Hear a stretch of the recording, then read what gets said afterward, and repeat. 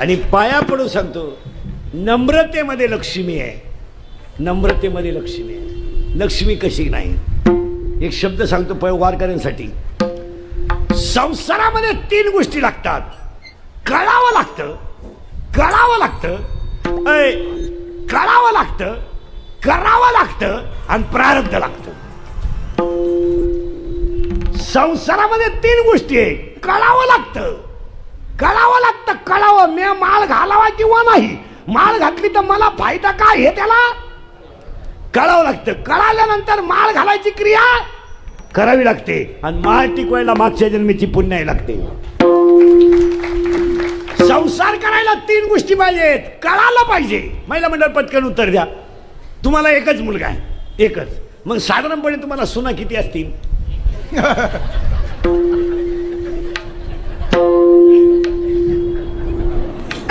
एकच. आता उद्या तुझं बरं वाईट झालं, होणार तर आहेच, तर तुझ्या टोटल इस्टेटीची मालकीण कोण होणार आहे? सून होणार आहे, बरोबर आहे ना? मग तुला एक सून का सण होत नाही?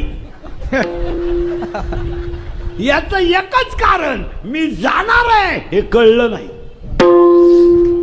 हो, संसारात 3 गोष्टी आहे. कळावं, करावं आणि प्रारब्ध असावं.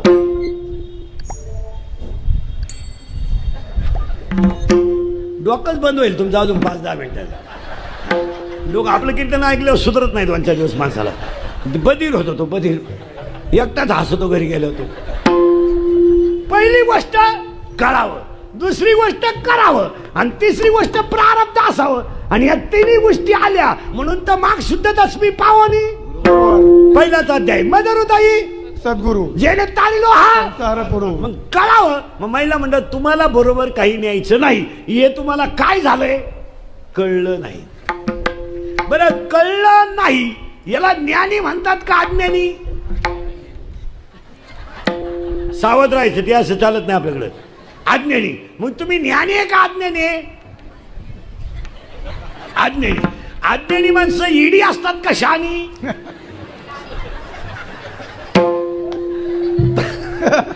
असं करंट लागला म्हणजे मग सोपं राहतं ते, त्याचं नाही ना. मी तुम्हाला तिथेच बुंगावणार. फक्त करंट लागलं पाहिजे महाराज. करावं लागतं, कळावं लागतं आणि प्रारब्ध लागतं. पहिलं वाक्य. दुसरं वाक्य आहे का, लक्ष्मी माणसाकडे येते, येते पण येताना नारळाच्या पाण्यासारखी येते आणि जाताना हत्तीनं कौट खाल्यासारखी जाते.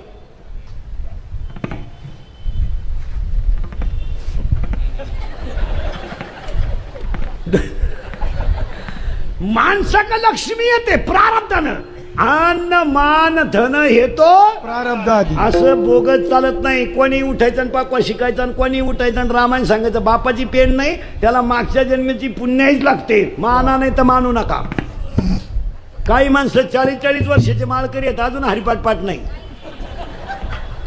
काही 6-6 वर्ष आळंदीत राहिले, फक्त धोतारच नेसायला शिकले, वांग काही येत नाही.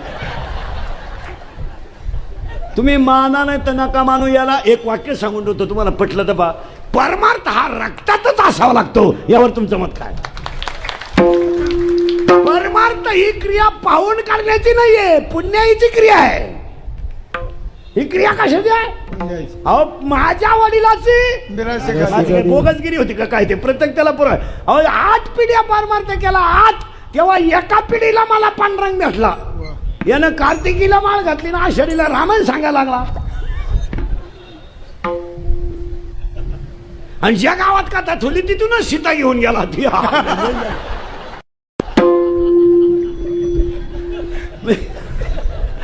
कथा नाही झाली पण सत्य कथा झाली.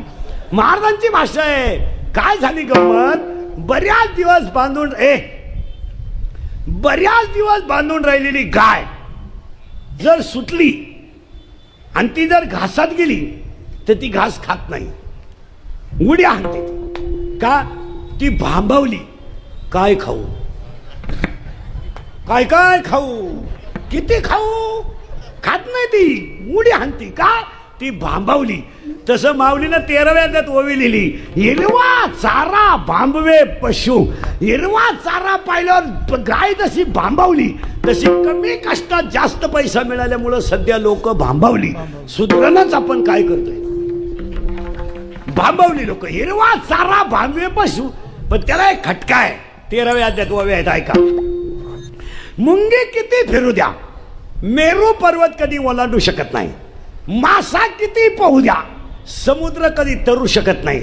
आणि पापाची इस्टेट किती कमवा, खानदान सुखानं जगू शकत नाही. पुरावा 13वा अध्याय. मुंगी मेरू ना ओलांडावे आणि मस्का सिंधू न तरवे. मुंगी मेरू पर्वत ओलांडू शकत नाही, मासा समुद्र तरू शकत नाही. फायनल, लक्ष्मी नारळातल्या पाण्यासारखी येते आणि हत्तीनं कवच खाल्यासारखी जाते. या मुद्द्यावर आपण होतो.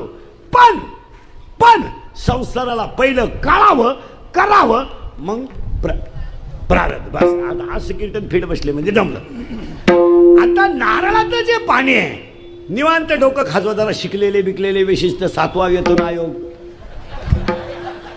जास्त सुट्ट्यात मोकार पगार असणारी, सोमवार नाही, एकादश नाही, माळ नाही, गंध नाही, काही माझटेल वागायचं आपलं कधी बी. सोमवार नाही, एकादश नाही, आईबापाला सांभाळायचं नाही, सासरवाडीला सोडायचं नाही, बहिणीला दिवाळीला आणायचं नाही, मेवणीच्या बाळातपणाचं बिल द्यायचं. अशी अडपट क्वालिटीचे. कुत्र्याला बिस्किट आहेत, काहींच्या बापांना भाकरी नाहीत. काहींची कुत्रे गाडी तिंडा त्या कुत्र्या बरोबर.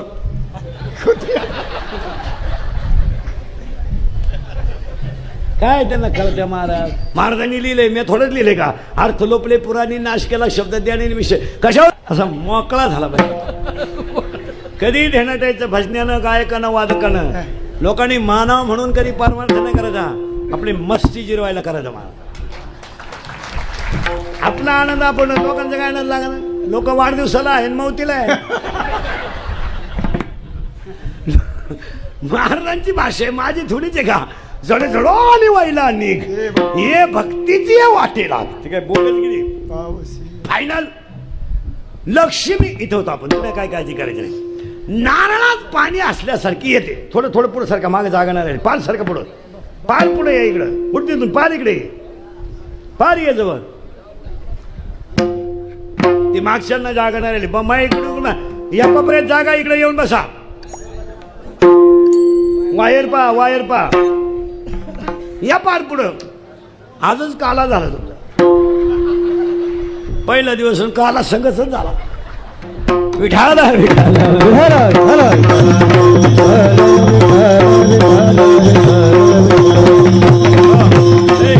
हो.